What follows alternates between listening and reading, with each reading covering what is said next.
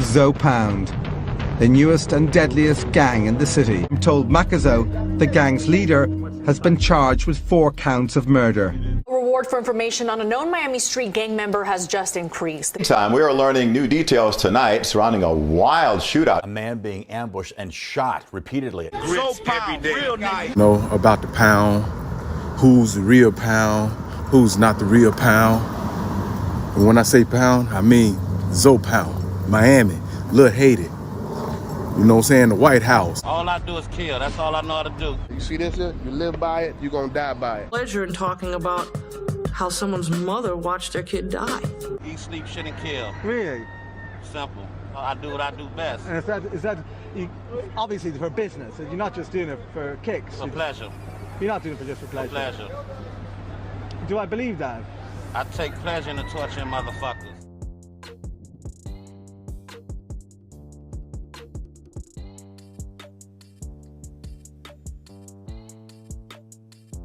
According to Ali Zoe Adam, aka Chip, the Zoe Pound didn't really start to go hard in Cairo City until his middle school years, which was in the mid-80s, 85, 86 to be exact. However, a member of the original Zoe Pound would state that the actual real Zoe Pound never left the Little Haiti neighborhood. The hollering about that joke, Cairo City motherfuckers, it's Zoe Pound. Them dudes is not Zoe Pound, bro. Zoe Pound never even branched out of fucking Little Haiti. Zoe Pound, through fear and intimidation, they were just taking over the streets of Little Haiti. It wouldn't be long before the Zoe Pound would grow to have tremendous strength and power. Ali Zoe Adam was a major force in the music industry and on the streets of Miami. Born in Haiti, Ali moved to the U.S., settling in Miami after his family had been run out of Haiti. Ali Adam had been featured on CNBC show American Greed for the flamboyant lifestyle, murders, drugs, extortion, and money laundering that the FBI and government would claim he ran for 15 years throughout Miami, New York, California, Atlanta, and Haiti.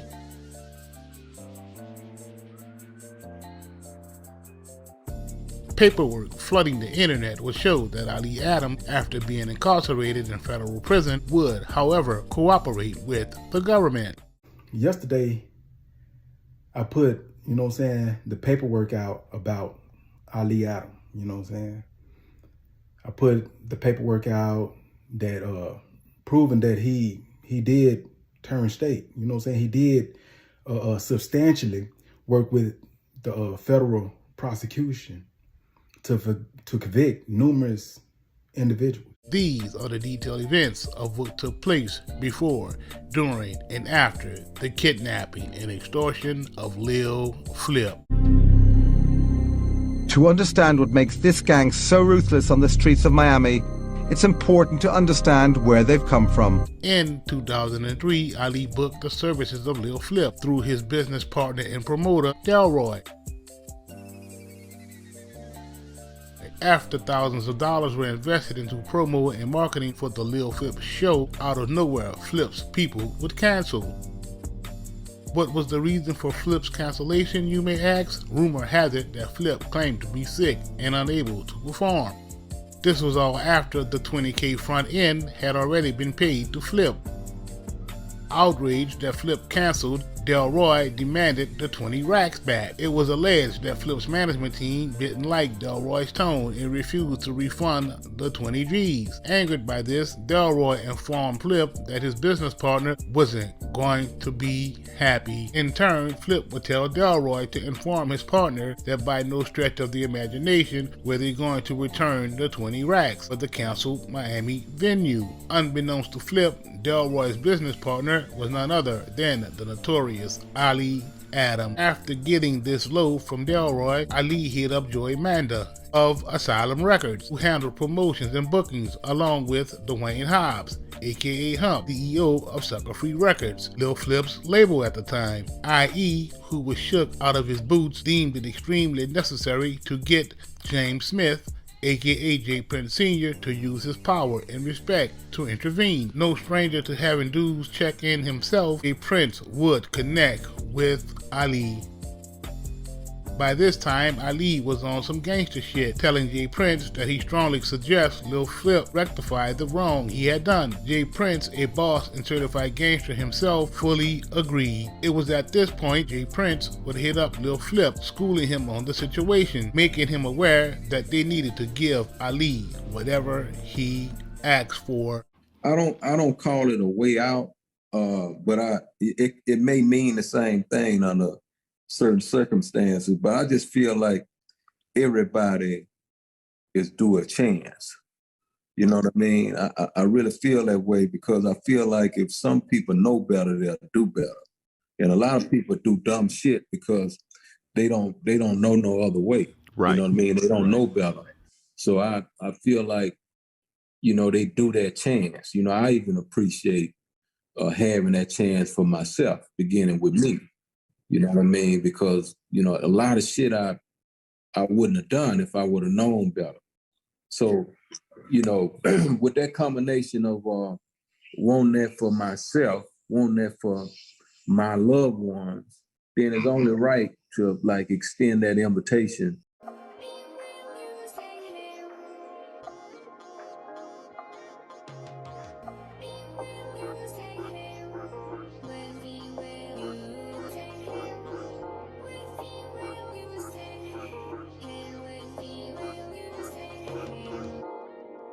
After J Prince gave his judgment on the affair, Lil Flip hit up Ali personally, offering to pay back the 20 grand along with 2 grand for any inconvenience he had caused on his behalf. Not trying to hear that shit, Ali would reject the offer, stating in order for you to maintain a safe relationship within the South Florida community, it's gonna cost you 40 G's to cover my investment and another 60 G's to cover all the potential revenue that was lost due to your bullshit. After a few words were passed between Ali and Flip, Ali would hang up the phone in Flip's face, leaving him with these words: because of y'all bad business, the hood thinking we lacking, and you're gonna have to fix that shit ASAP.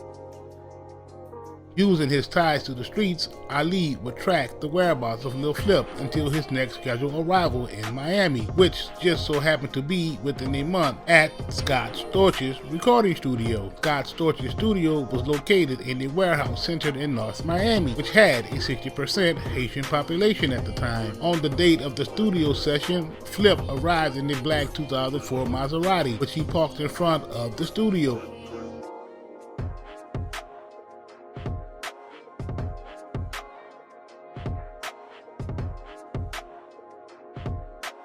Flip's team would, however, be in a separate vehicle, a late model Ford Taurus. Unbeknownst to Flip and his team, they were being cased out by Ali's goons that were laying in the cut, observing them as they entered the studio. Within the next 3 hours, Flip and his team exited the studio, heading back to the vehicles, while the goons were awaiting to cross their path at the railroad tracks located half a mile away up the road.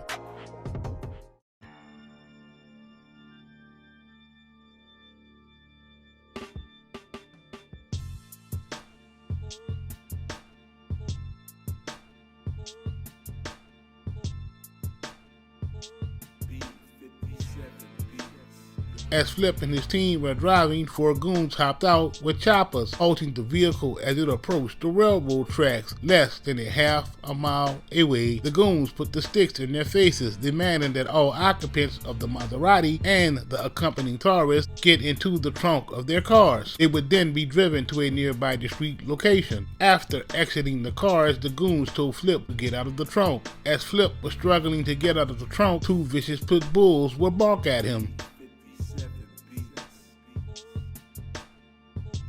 It was at this point that Lil Flip would start to beg for his life. The alleged words of Lil Flip were, and I quote, "Please don't kill me. I'm Lil Flip. I'm a rapper from Houston. I'll pay you. Please, I'll pay you. Do you want this jewelry I have on?" After hearing the fear in Flip's voice, the pits would be ordered to stand down. As Flip stood there afraid and shaking, everything went silent. Out of the darkness of the night, Lil Flip would hear a voice that would state, "You're not going to die tonight. We need that 100 racks. We gonna let you make it tonight, but if you call yourself playing any games and not paying, the next time we catch you, it won't be so pretty. After recognizing that it was Ali's voice that he was hearing, Flip, who was in tears, would say, and I quote, "Ali, I promise, I got you, I'ma pay you." And before Flip could finish whimpering, Ali would cut him off, instructing the shooters to let the other two people out of the trunk. The Flip had played with the wrong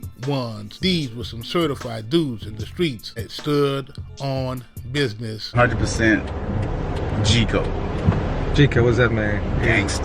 Gangster. Yeah. You know, I mean, all the boys 100% gangster. There's, you know, there's no flawed niggas in our camp, I can say, you know, because everybody keep it gangster and keep it 100% gangster all day, every day. Not wanting to hear the bullshit, Ali told Flip to get in contact with Delroy same night and give him a time and date. And he better have the money at the time and date.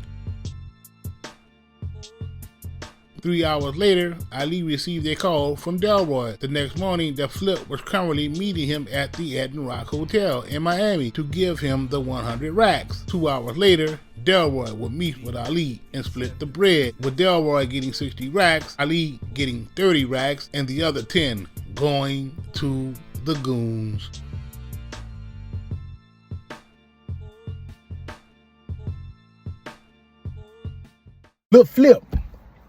Lil Flip, you hated on Lil Flip. You goddamn it caught this man coming across the train track and had some people that goddamn me snatch him up. And you recorded this man getting out of the motherfucking shit. You know what I'm saying? Yeah, I can't, he reneged on the show. You see what I'm saying? You reneged on the show. But you goddamn me was, you pay or I'm gonna show this footage to the world. You know what I'm saying? The fuck is that? You is a hater, bro. Heard about 10 to 12 rounds. Now at 5, dozens of yellow bullet markings cover a street near an elementary school after police say 2 people were shot. Police say 2 men were shot and one of them died. It happened last night in the Little Haiti neighborhood in Miami. That's where we find CBS 4's Peter Dench with the latest on the case. Miami police say the male victim was brought here to the Ryder Trauma Center in critical condition. An extraordinary amount of shots were fired. We saw as many as 60 shell casings on the ground. We spoke with one man who heard the gunfire. It is a striking sight here in Little Haiti.